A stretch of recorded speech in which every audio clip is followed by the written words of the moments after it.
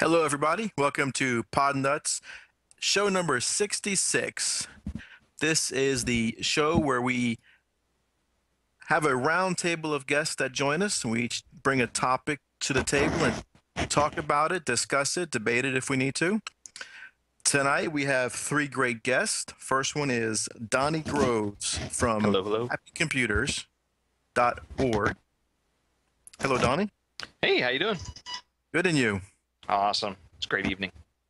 Donnie is new to Podnutz on the show, first time on the show. We made an exception to him. Remember the previous requirements of being on Podnutz Daily, but Podnutz Daily is so booked up, we made an exception for Donnie. That's so sweet of you. Thank you. Next on the show, he's been on the show before also, Max from Max M Technology. Good evening, Max. Good evening, Matt. Everyone else, how y'all doing? And third tonight, you all know Carrie Holzman from Tech Vets Podcast. How you doing, Carrie? Good, good. How you doing?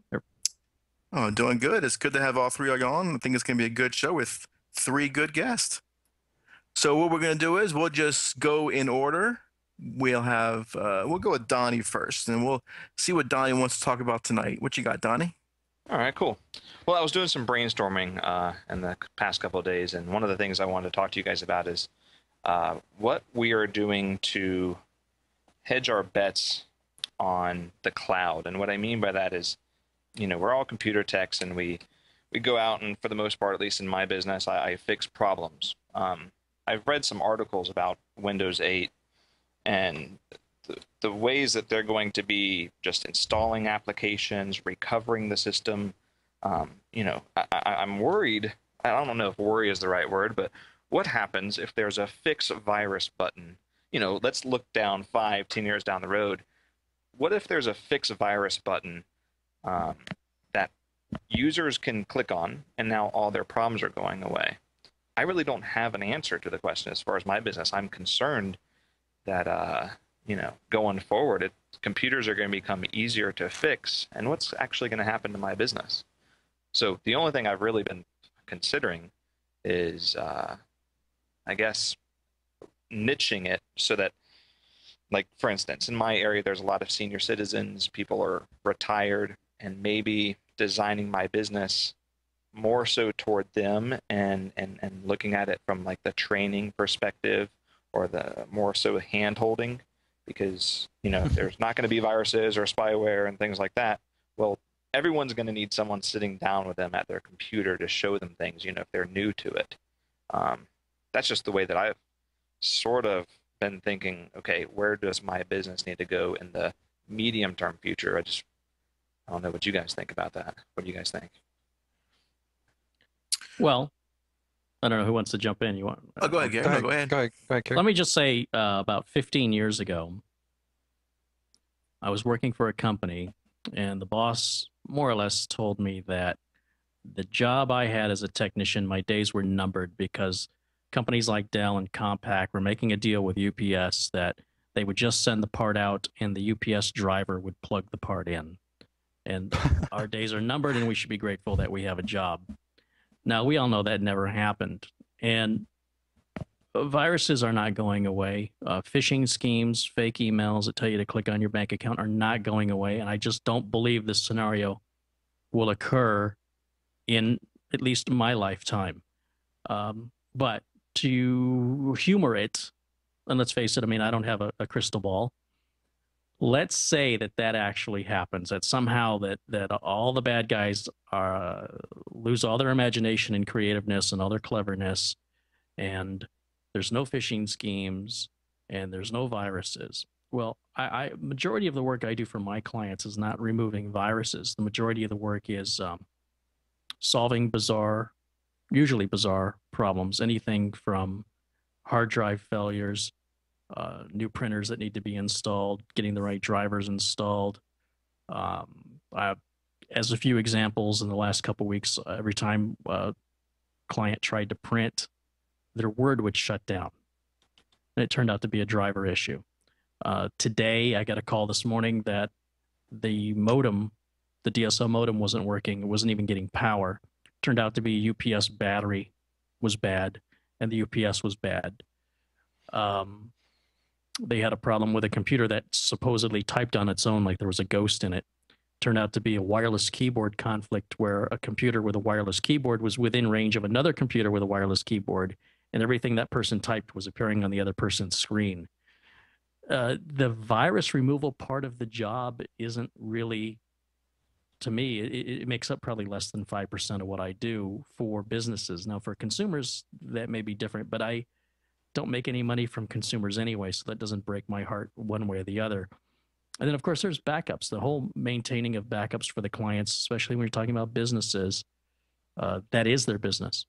And that will always be an issue. So long as there's computers, there's data. And as long as there's data, that data is everything to that business. I mean, you can replace your employees, you can get new customers, you can buy new computers, but most of the data that most companies have is not reproducible. It is one of a kind, unique, and it can go back years depending on how long the company's been in business. And it can be quite a large amount of data to handle and be responsible for.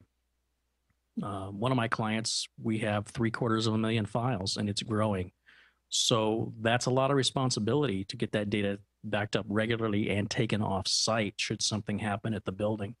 So as far as I'm concerned, there's plenty of work with PCs outside of viruses. And there was a message in one of the, like the Yahoo Business Group, somebody had said that Windows 7 was so good at preventing viruses, they weren't getting virus calls anymore, and they were curious what everybody else was doing for work. And I just thought, where does this guy live? Because I take viruses off Windows 7. I mean, I don't see Windows 7 that often, but I've certainly, it's not unusual to have a call that somebody says I've got a virus and I've got Windows 7. So that's my take on it. But wouldn't you agree that, I mean, like you're talking a lot about backups and local computer failure, but what if, I mean, computers were basically just dummy machines that connected to external cloud-based services. So the data would effectively be in the cloud. I mean, that's what it looks like going. That's where it's going. So first of all, yeah, sure, on virus removal, but I mean, the data is going to be there, the software is going to be there, the operating system is going to be there. As computer service guys, I'm thinking it may be more of a training, hand-holding exercise in the future. I would love for that to happen. I would love nothing better than for the operating system and all the data and the programs to be on the web. And so the issues with sending out email attachments that are too big, the issues with not being able to open an attachment that somebody sent from some weird format and they don't know what it is, the issues regarding versions of different applications, everybody's on the same version, the issues of people not installing updates, the updates will all be taking place on the web. They will happen and affect everybody at the same simultaneously. I think that would be wonderful. However, they always have to have an offline solution for when, for example, they're traveling, they've got a laptop, they need to have access while they're on an airplane. Then you're talking about companies, internet companies, possibly tiering services. If that becomes popular, then that's going to change the whole landscape of how much data we use on the internet. Things like renting movies and things won't be affordable to do if they're starting to charge by the bit. If that happens, and it's already started, but if it catches on, that may be a deterrent for putting large amounts of data on the web. And what ends up happening, or on the internet rather, what ends up happening with my clients is they have, for example, accident reconstruction videos. Those are huge. They're gigantic. They're far too big. I've got a CPA that during tax season it easily exceeds more data they create in a day than they could possibly upload in a day. So they would just be working backwards. It would never catch up to put it all online. And also having it online would be great because people often don't make their backups. So there's another benefit to having it online. But the reality is the bandwidth's not there. The cost is too expensive. And potentially the cost is going to get higher, not cheaper, as companies are considering tiering.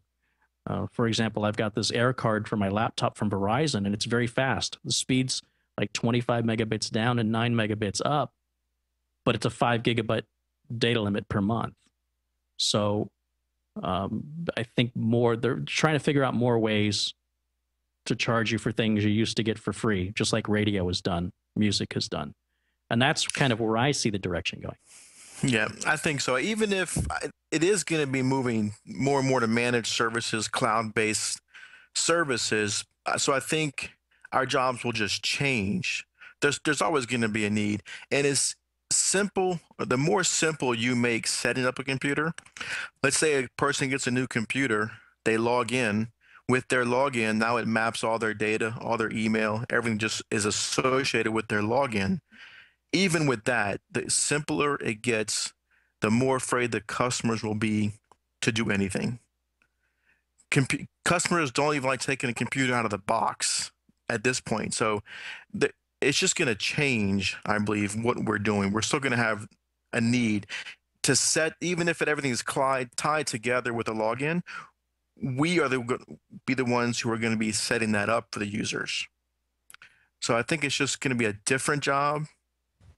And I think people who are going to try and stick to the ways, we don't do things 10 years ago the way we do them now. You have to evolve in what we do. So if you can embrace it and when needed, I'm not a fan of the cloud for all things right now, but as it progresses and matures, I may be, and we will start to implement it and just have a different service we can provide the customers. But I can see a lot of things taken away from the consumer side, move to the cloud. What Apple announced yesterday sounds pretty cool. You get your phone, you type in your address, your me.com, whatever account, everything's on your phone right away. So it's going to be simpler, but it will also be simpler. Or I think the customers will want to mess with it less. I see shows like Star Trek. I love it. Everyone in the future knows everything about all computers. Geordi, who's an engineer, knows everything about the server core, and they're all in there filling around. That's not what's going to happen. They're going to be more computer illiterate the easier things are to get. They're going to press one button, and it's going to work. And when that button doesn't work, they're going to have to call somebody. Yeah, I agree with that. It does. Technology makes us dumber, that's for sure, and lazier. And I see it as a generation thing. I mean, it's going to still be a while, for the generations, those that, were born into computers and growing up with computers, it'll be a while before they're into the workforce to the level to where most of us, are working with individuals at businesses, where they feel a lot more comfortable with their computers and can kind of do a little bit of troubleshooting at their own. Whereas now, you've got secretaries or, even office managers that know how to turn it on and click the little blue disc to save their files, and that's about it. I mean, at least that's, how it is with my small business clients. And, the other point is, large businesses, small businesses, it's going to take a while for those smaller businesses to make that transition anyway, because they're not going to feel they have that need, unless, companies like Apple and with the software, if it, comes to the point where with Windows 8, where it's just forced down, the user's, keyboard to where everything is just through the cloud automatically. And then, at that point, it's still kind of like everyone is already saying, there's still going to be training. There's still going to be needs of knowledge that, they're not going to have, or they're not going to care about having, to that point of, to where we need to be concerned about whether or not, we have a job or not. And, even in that point, if that's the case, they're going to have these, these larger data centers or, are going to need people as well. So whereas individual techs, they, as it is now, you can go on with some of these online companies and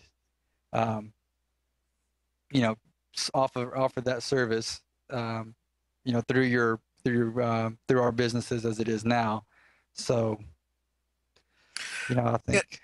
And a lot of these services that advertise themselves as cloud services really or more of a sync between a local device and an offsite device. So they, like in Carrie's example, the CPA has a lot of files. if they went to a cloud-based system, what would more than likely happen is they would put an appliance, or we would put the appliance in their office. You load agents on all the workstations, the servers. That appliance talks to the agents, servers and workstations, backs up to that device, and then that device sends it up to the offsite cloud servers. So there's still a lot going on in that process that's, I think, is going to need troubleshooting. So I think it might be easier for us with the cloud services, but I think there will be work. Yeah, I think there always will be. I mean, even with, the Chrome netbooks or notebooks coming out, they're still, the users aren't going to know how, to use them properly. And, even if it comes down to us being trainers, there's still going to be hardware issues like Carrie was talking about. They're still going to not know how to set up routers. They're not going to know how to set, my printers down. Yeah, Power jack repairs. Exactly. Yeah, that's not going away. Right. Even the Chromebooks look really nice because you can centrally manage them, which sites they're allowed to go to, what sites they can do, put in policies. But of course, you need somebody to make those policies and set that up for the user. So. Right. Yeah. So, if anything, we, all need to start learning, higher end service skills, running servers and to the likes of that. So there's always. Yeah, I give my customers a choice. I say this option is available, which you hear in the online or in the news, the cloud option. I explain to them this is a cloud option, or you can keep it locally. I don't say this is the greatest thing ever. It's cloud, because when it goes bad, it's going to go bad, and I think it's going to go in phases like everything else. We used to have mainframes, we used to have dumb computing, and all that goes full circle. So yeah, and not to mention, there's going to be residential clients that will still have no need for any of that. So yeah, well, great. just That was a remember good topic. the main Oh, I'm reason sorry, residential is going to use a computer to begin with is communication. right. I mean, just to send emails, share pictures. And so the web services that do that are the things that are going to be evolving much more so than anything we do. I'll tell you, I was very happy when Napster got shut down because I had so many calls from people wanting free support for this free piece of software to answer questions about why they couldn't get this free song, or they didn't know where it was saving it on their hard drive. And I was very happy to see that go away. And I think that every industry has this concern. I think that a brick and mortar store says, what do we do now that everything's going online? People are going to shop online. What are we going to do? Or other venues like cars. So the OBD2 sensor is going to be on the car. You plug a computer and it tells you what's wrong. Why do we need mechanics anymore? But the reality is you still need to be able to interpret the diagnostics. You still need experience and knowledge from past experience to be efficient at getting it repaired, getting it done right the first time, and doing it in an efficient, cost-effective manner. And I don't think that will ever change in any field.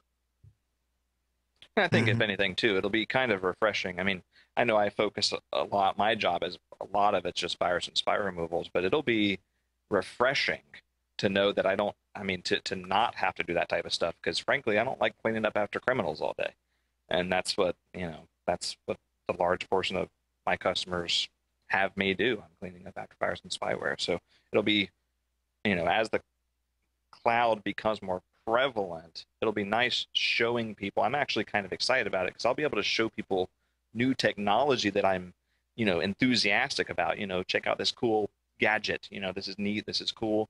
I won't have to be cleaning up so much of the vandalism and the malicious stuff anymore. Well, that's a good topic. Unfortunately, we have to move on. We can't talk about that topic all night. I'm sure Max has a great topic he wants to talk about too. What you got, Max? All righty. Everyone's probably noticed by now that the most recent version of malware kind of automatically forces you into trying the free trial version of it. So I've been running that, and I don't know. I mean, it's I actually a couple of weeks ago was the first time I had a client that actually had the paid version of malware on there. So that was You're talking about wait. You're talking about malware bytes. malware bytes. Yeah, yeah. He doesn't have a paid version of malware. Exactly. Well, there's plenty of paid Okay. versions of it. Yeah, that too. There is. I just wanted to clarify that for the Yeah, listener. yeah. Thanks. I don't know what I was even thinking of. I was thinking too far ahead. So anyway, what that kind of got me to thinking is us as technicians, should we ethically feel liable to pay for these softwares that we use to help clean up people's systems? Malware bytes, the super anti-spyware, the Trojan removers, Hitman Pro. Some of them aren't always a paid version. Some of them request a donation, and I was just kind of curious as far as how many of us as techs either go ahead and use the paid versions for ourselves on our workbenches, or once a year make some sort of donation to them. And should we? Well, I mean, I for one, if I'm using something, I mean, on a daily basis, I start to feel guilty after a while. And usually, the pro version is going to have a lot more features on it that maybe you might use, but if the free version is good enough, I don't know. I start to feel guilty after a while. I mean, but that's a lot of that's rolled into their business plans too. I mean, if it's a smart business, like I think back to, I don't know, I used to recommend AVG like 3 or 4 years ago when not many people heard about it, and now it's like, I think they build it into their business plan. They're going to offer a really great free product that's going to work, and then turn around once it gets really popular. They're going to start having a paid version for it, and then they're going to have droves of people actually paying for it because wow, AVG free was such a great product. Now they're offering this new stuff, so I'll pay for that. So I think it's kind of the company's responsibility to step up their game once they get popular enough and charge for it. But like I said, if I start to feel guilty, a lot of times I'll buy the pro version even if I don't necessarily use the pro features. I think it depends on what the product is. If I'm using a Cronus to clone hard drives for customers, I need to buy that for myself, for my business. If I'm using malware bytes or some other tool, then they're getting my endorsement. And what's that worth? I'm telling the customer, I used malware bytes to clean up your computer. And if you spent the $25 and got a lifetime license for it, I think it'd be a wise investment, and it may save you from having to pay me again although none of it will protect 100%. This is the product I used to clean up the infection you had. Now, if you had this product to begin with, you wouldn't have been infected with this particular malware. For me to give that endorsement to the hundreds of clients that I have, what's that worth to the company? So consider that. Right, I agree. If I have paid software that I bought, if it's a technician's license, I'll use it on clients' computers. But like I said, if I'm using a Cronus that I paid for me to use to clone something, I don't use that license on client computers. But shareware, Malwarebytes is a great example. When I clean the computer, of course, the user sees the new program installed and they ask, "What is this?" And I tell them it's one of the tools I use to remove spyware and viruses spyware from your computers. And I explain to them the difference. This is a passive scanner. It's not active. It's not going to prevent you from getting infected at all. But you can upgrade to the active paid version, which may help prevent infections in the future. And sometimes they do it, sometimes they don't. But at least I do give the push and let them know that it's available as an additional option. And that company's not paying you for that. No. Just to try and reduce calls.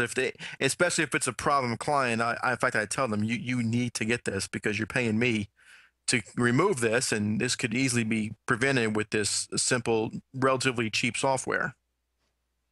Right, and I personally think super anti-spyware and malware bytes are great value because of a lifetime license. And the fact that you don't have to worry about them conflicting with any other program, security program, and that endorsement. And this is what I want to emphasize here: that endorsement that you give to your dozens or hundreds or thousands of clients or listeners, like in the case that we're talking now, has value. People who are paying for your services obviously respect your opinion and say, well, that guy knows what he's doing. This is what he likes. And you're effectively selling that product for that company without making any commission, unless you have like a deal with the company, right? Which is a whole nother situation. Right. Or you're buying the product in bulk and then selling it to your clients, where you're making a few bucks off of it. And that's fine. I mean, everybody wins there. There's not a loser in that scenario. But I certainly wouldn't feel guilty about using the free Malwarebytes and not buying the pro version, while at the same time using Malwarebytes 6 times a day to clean up computers that are infected. I wouldn't feel guilty about that. Not after I clean it and I explain to the client and leave it installed on the machine, like you said. So you don't make the client go and get it and find it and install it. It's already installed. All I have to do is click the buy button. It's all done for them. All I have to do is put their credit card information in, and it's done for the lifetime of that computer. And I think it's a great bargain. I think everybody wins, and there's no reason to feel guilty about it. Yeah, my thought, I mean, when I say guilty, I think of like a program, like the example I'd like to use is Combo Fix. I mean, none of us has ever paid a dime for Combo Fix, yet it fixes, in my opinion, viruses and spyware pretty well after the fact. Now, of course, that's not the type of program that I typically recommend a customer go get, because it's, you know, a little complicated, I guess you could say. But I mean, I sort of feel guilty for using that almost on a daily basis. They're not getting paid anyhow. I mean, if the Combo Fix people are listening, they should, you know, charge a yearly fee or something like that. I'd gladly pay for it. I want that product to get better. Good example. They should charge to that, right?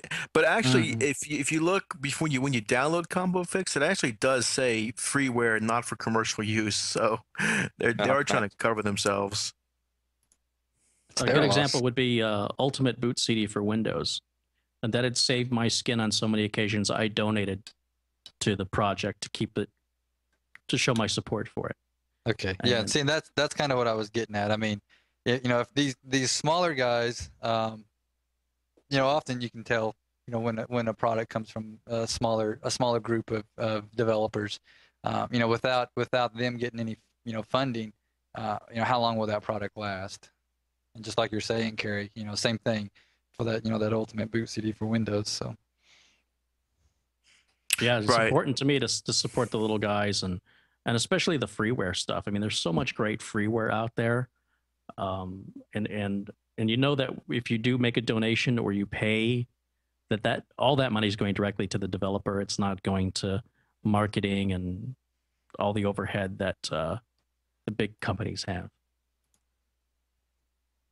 Right. Yeah, I'm definitely all for submitting. You know, and I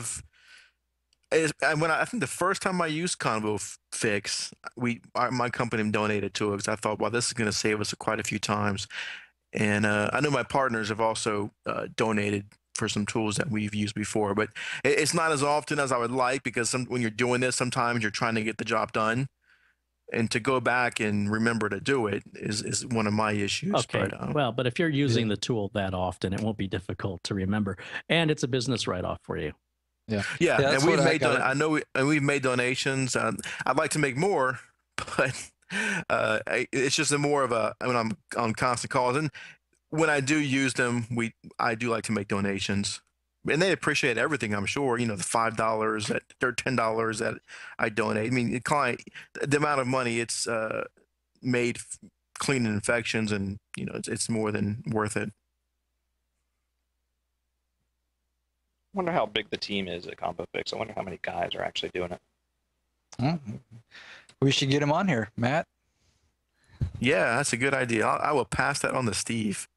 Or no, actually, that might be my job now. So yes. Okay. But so that was good, Kerry. What you wanted to discuss tonight? Well, something I mentioned on the podcast I was on Tech Vets was this realization that these UPS systems are causing more problems than they're preventing, and I think I'm going to start pulling them out of my clients' offices when they die next time. I'm just not going to recommend replacing them.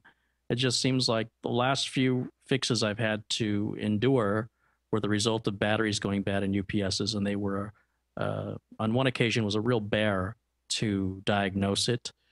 And I can't think of one occasion where that any of the UPSs, they've had a UPS on every computer, and they've got about 21 computers. And I can't think of any occasion where the power has gone out and those UPSs kicked in during business hours and actually saved the day. All I can think about are all the repairs I've had to go in and pull you bad UPSs and then turn around and tell the client you need to spend another $60 on another cheapo UPS. And at 21 computers every 3 years at $60 a pop on the cheap end using these APC brand name UPSs. That is a never ending ongoing expense that in my experience just seems to be causing more problems. And I'm just getting tired of fixing problems that would have been avoided had we not had the UPS to begin with. So when you say they're going bad, is it just the battery that goes bad, and then it continues? I mean, when lights go out or lightning strikes or whatever, that the surge itself isn't working because the battery goes bad, or are you saying the surge itself, the surge protection, isn't working? I'm saying nothing is working. There's no surge. There's no lightning storm. You go in on you shut the business down on Friday. You come in on Monday, and for some reason you can't get on the internet. You go into the server room. Your lights aren't on your modem. You unplug your modem. You take it to another outlet. You plug it in. It lights up. You plug it back in the server. It doesn't light up. And you go, what's going on here?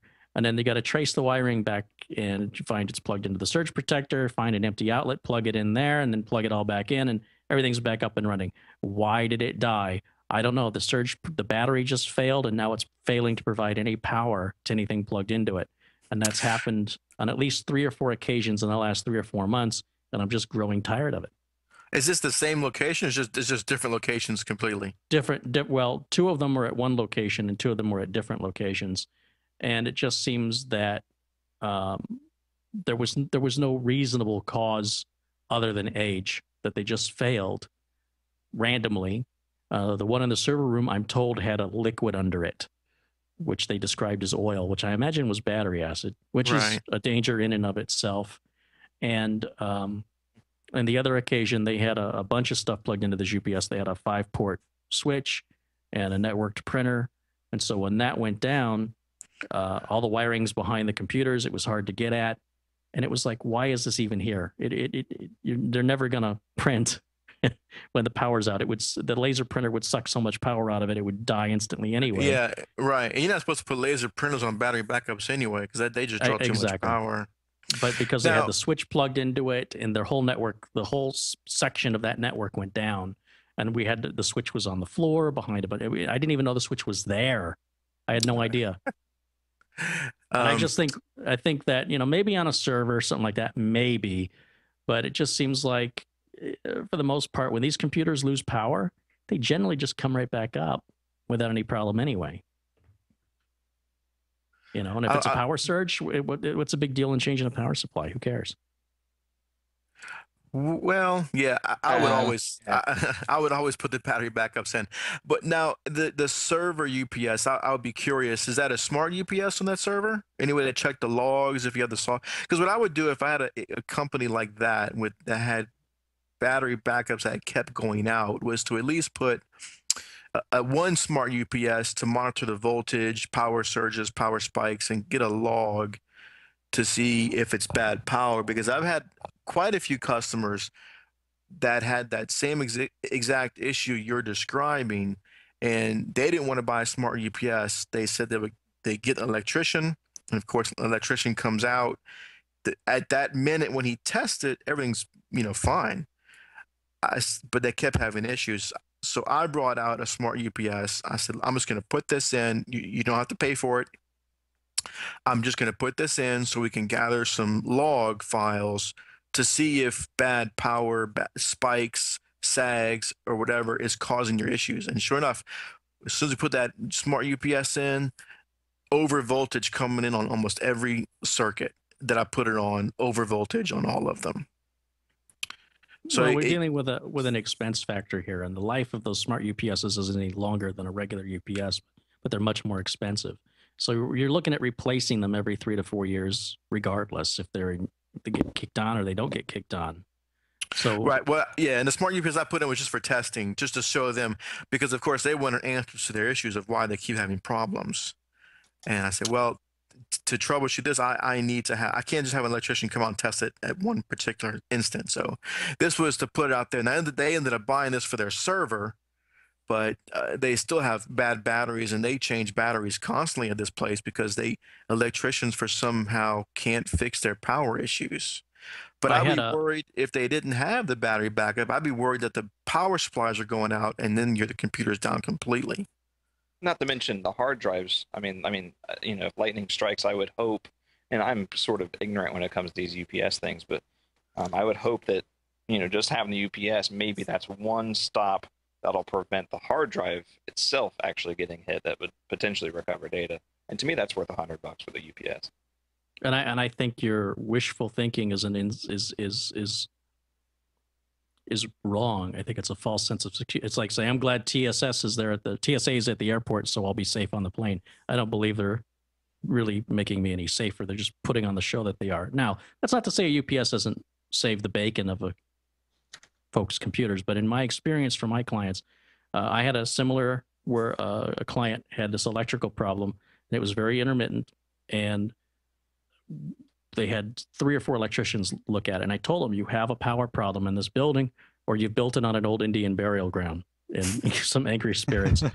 But I'm pretty sure it's a power problem, and I'm not an electrician, but I can recommend one. And I recommended an electrician that I use, and he found some things. He even isolated this one office onto its own circuit, and it still had these intermittent problems. We put a UPS on it, didn't make a difference. And this was a $200 UPS we put on there, a nice cyber power digital readout, real nice UPS. And, the guy was very much not worried about the expense, just fix it. The 4th time my electrician went out there, he started taking apart ceiling fans and found that one of the neutral wires was wired into one of the ground wires, which as far as I thought was the same thing. I mean, I didn't wire it, don't get me wrong. But he said that can cause these kind of weird problems. And ever since then, knock on wood, all the problems have gone away and everything is stabilized. And the UPSs didn't make one bit of difference before or after. And I've got Acronis images of the workstations, which are pretty small. All the data is on a network attached storage device. And the network attached storage device has 4 hard drives in it running RAID 5. And all the power supplies are Antec name brand Earthwatts energy efficient power supplies that can take a hit much better than the cheap $20 power supply. So I would personally rather replace a power supply on the rare occasion that it goes out, even replace a hard drive and rebuild it from the image, than dealing with a UPS, which is guaranteed to die like every 3 to 4 years. It's pretty much guaranteed. One thing this client did that I thought was pretty smart is they used a label maker and they labeled the installation date of these UPSs. So I can see that they've been installed since like 08. And it's clear to me that it's just an age issue. The batteries just expired. And when the batteries expired, it shut the whole thing down. It prevented any power. And therefore created a problem instead of saving you from having a problem. Yeah. And usually we have battery backups everywhere. All of our clients battery backups. So usually there's a power outage once in a while during the day. It beeps. We can see it works. But inevitably, whenever a thunderstorm rolls by and we lose power for even a few minutes, the phones start ringing. And that's how we tell, okay, this guy's got a bad battery backup. This guy's got one. But we might have 150 businesses, and if a storm rolls through, I might get 5 calls for bad battery backups. Well, and that's fine if the battery backup gives its life to protect the equipment. But when it gives its life for no apparent reason and it just created a problem, the weather's beautiful outside and you got a call because their systems won't come on. Yeah. Because over the weekend, the battery exploded internally in the case. And now you got to deal with a mess. It's like a registry cleaner. I didn't have any problems, but I just like the idea of cleaning my registry. And now that I've done that, my system won't boot. Can you help me? I'm starting to feel that way about UPSs, and it's just based on my personal experience. I think my clients would be better off without them because we're not having power outages very often, and when they do occur, they're down anyway. I mean, I know my clients would continue to use the computer until the battery died. So unless it's in a locked server room where no one can touch it, it just seems like I've had a lot of repairs lately of replacing UPSs, and I'm thinking I shouldn't replace them anymore. I think they just need to be pulled, and they'll have less downtime. Something to think about. Yeah, when the lights go out, it's funny. Yeah, the clients do use in the dark, and they'll continue using their computer until it just shuts down. If they can.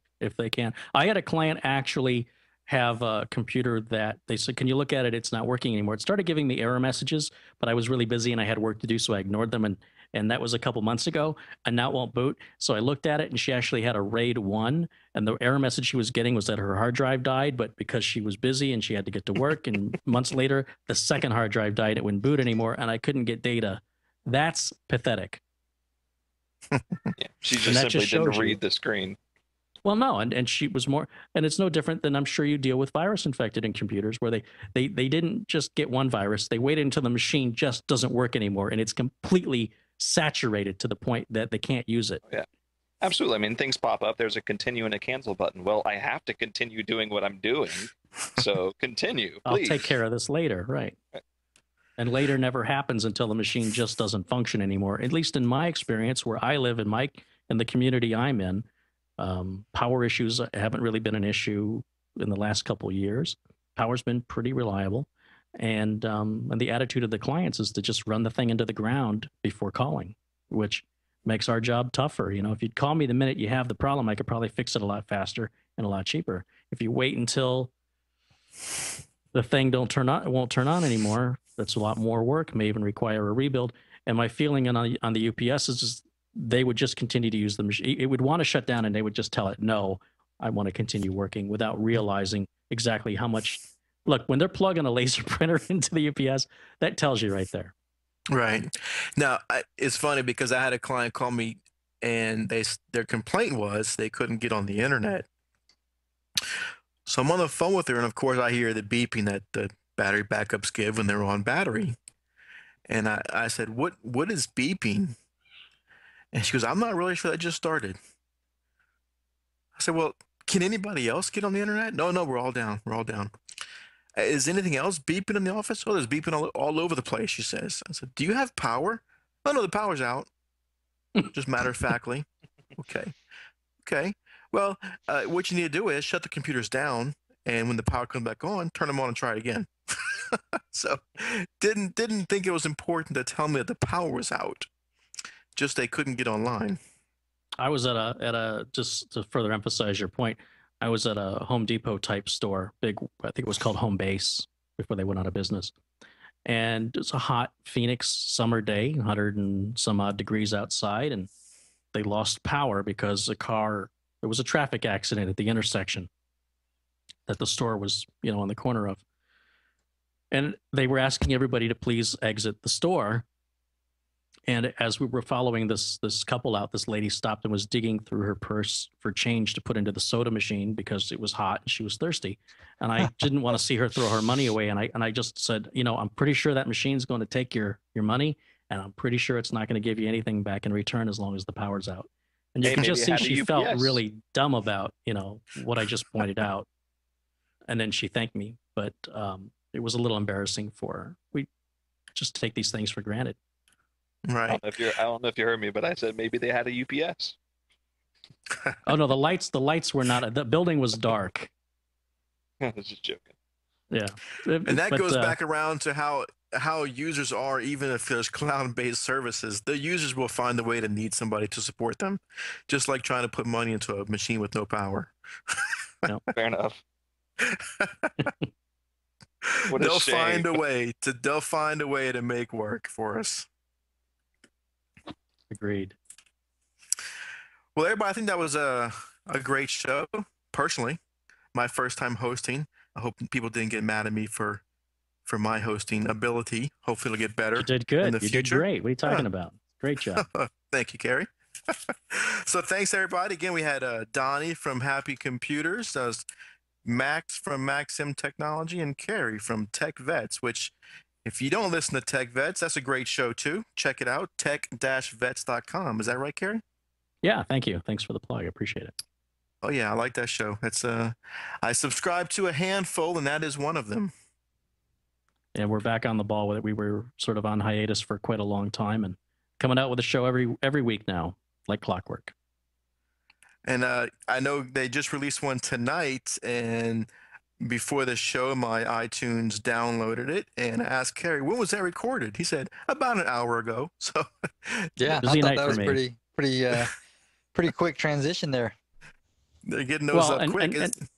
and credit to Mike Smith of Tech Vets, because he's the one who does all that. You know, he gets it encoded and he gets it posted, and he's made a commitment that every time we're doing the show live now, and whatever we do gets it's the time lost in post production was delaying the show getting posted, and so he's just made a commitment now that once we're done recording, he's instantly going to encode it and post it immediately. So kudos to Mike Smith for that commitment there. Great. And I got something to listen to tomorrow, so that's good. Well, you'll hear a little bit of repeat on UPSs, but I'm frustrated by it. So.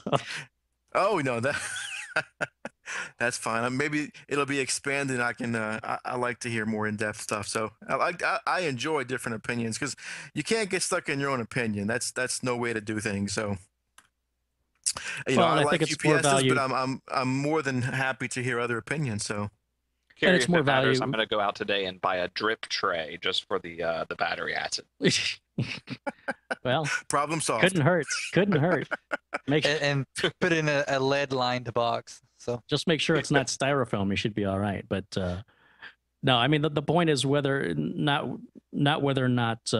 you and I agree, but for the listeners to get differences of opinions, for them to weigh their own considerations. So Exactly. and I agree. Right. I mean, if we all agreed on everything, it would just be very boring. it So would be Apple. and I will intentionally pick things that I know people aren't going to agree with, like the UPS thing. And just another because thing, I it's- mean, we're in different markets too. I think that's a part of it. You know, my customers just want the computer to stay on for the 30 seconds that it's on, so they can save the email that they're sending to their cousin Johnny. That's all they care about. Well, and that's an important consideration, especially if it's ever done that for them. But if it hasn't done that for them and they keep spending the money and all it keeps doing is causing problems, you might be I hear you. having the attitude I have. We're good. Yep. Well, great, everybody. Y'all are all welcome, of course, to come back on this show anytime. Hopefully, this will be every Tuesday night. And for anybody listening, if you want to be on Podnutz, the roundtable discussion, email me, matt@podnutz.com. Hopefully, you've already have been on a Podnutz daily, but if not, we may make an exception from time to time, especially since Podnutz daily is booked up for quite a while. So anybody else got one you want to go over where they can find y'all before we end off? Well, sure, I'll start. I'm Donnie Groves with Happy Computers. Find me at www.happycomputers.org. I'm in the west coast of Florida, south of Tampa, about an hour, and good old Sarasota. So, yeah, check out the website. Alrighty. Great. Max, how And- about you? All right. Maxim Technology. Be maximtechnology.com or on Twitter, MaxTmon. All right. And Carrie, I know we went over. Anything else you want to add to yours? Yeah, if you want to check out some cool how-to videos, most of the stuff you guys probably already know, but I got a great video, if I pat myself on the back, about showing people how they infect themselves and not even realize it on my YouTube channel. Is one of many at youtube.com/Kerry Holzman. So they're all free. I shoot them in HD. They should look good, and I'm going to try and make some more videos, bust some myths, showing how you can wash a keyboard in a dishwasher. Will it work? I got a video that shows it. One of many. Cool. That sounds good. Yeah, it's fun stuff. All right. Well, thanks, everybody. We're going to end off. Thanks, everybody, listening, downloading, and we'll talk to you next week. Good night. Thanks. Goodbye. Thanks.